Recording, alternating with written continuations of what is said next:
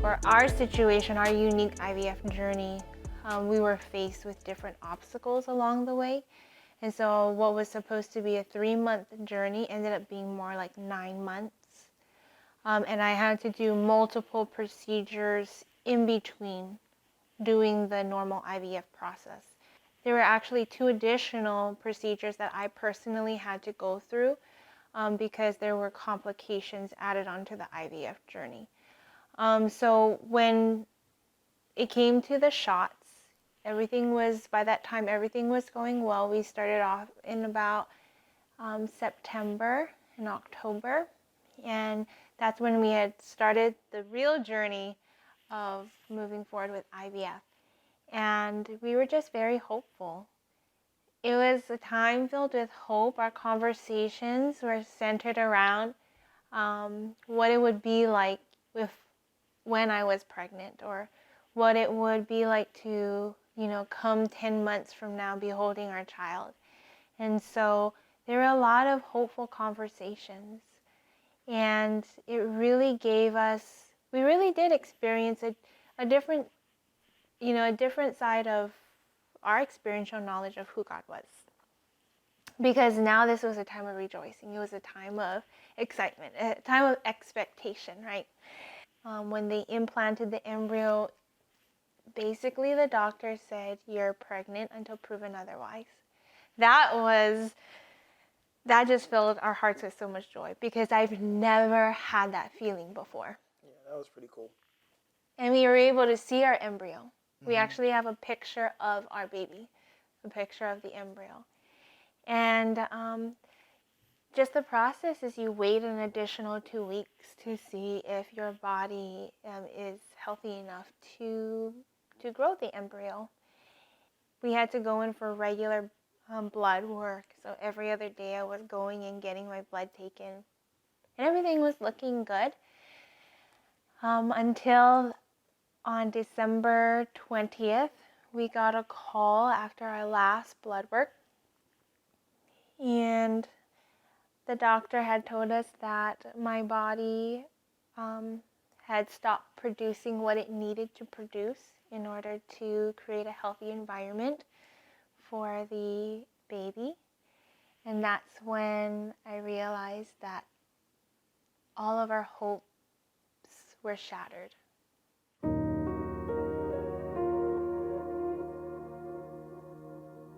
I don't really think I can put into words how we felt, because it was basically a year-long process, because we started in March. So just almost a full year of just ups and downs, and then just, we're thinking, hey, Christmas present, hey, this is, God's gift for us, and it didn't pan out that way. Even then, I was just saying, God, just please, if there's just any other way. I mean, that was probably the one time in which I didn't say, not thy will, but your will. I was like, God, if there's just any other way, if there's just please give it to us. And,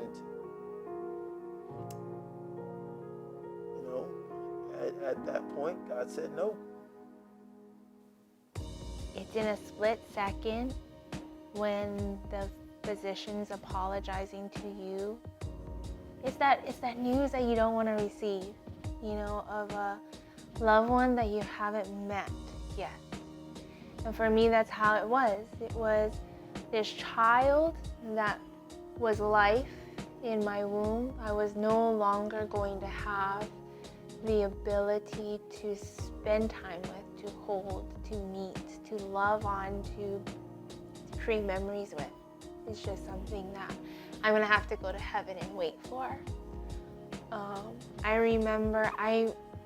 remember grieving. It was the deepest pain that I've ever felt. It's a black hole that you just can't find yourself pulling yourself out of. And in that moment, it's like I found myself back in the beginning, where I had lost all sense of hope.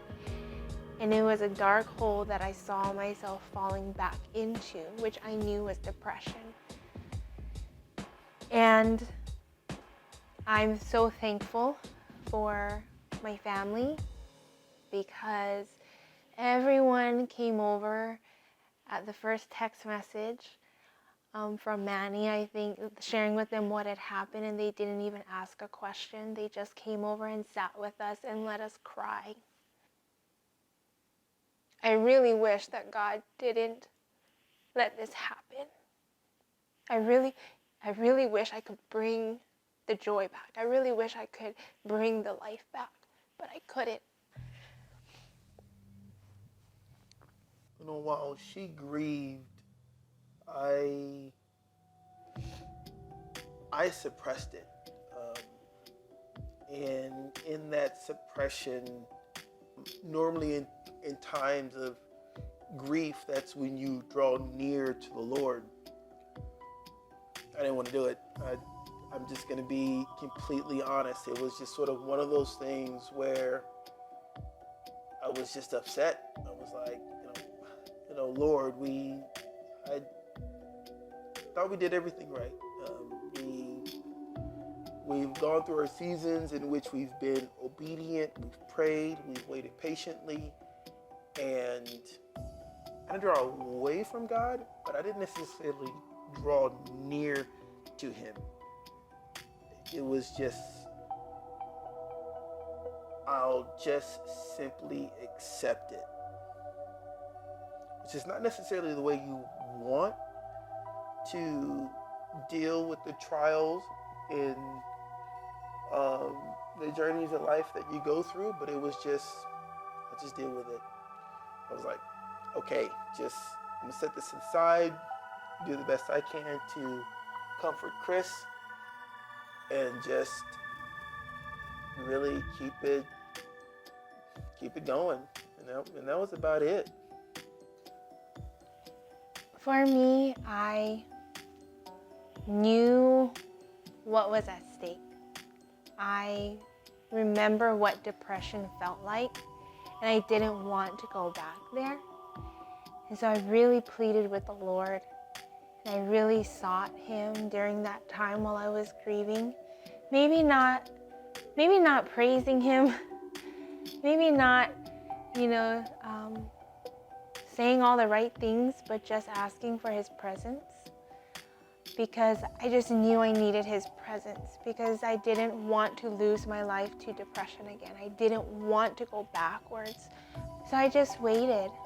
I just knew that God just wanted me to wait. I really do, however, really appreciate my husband.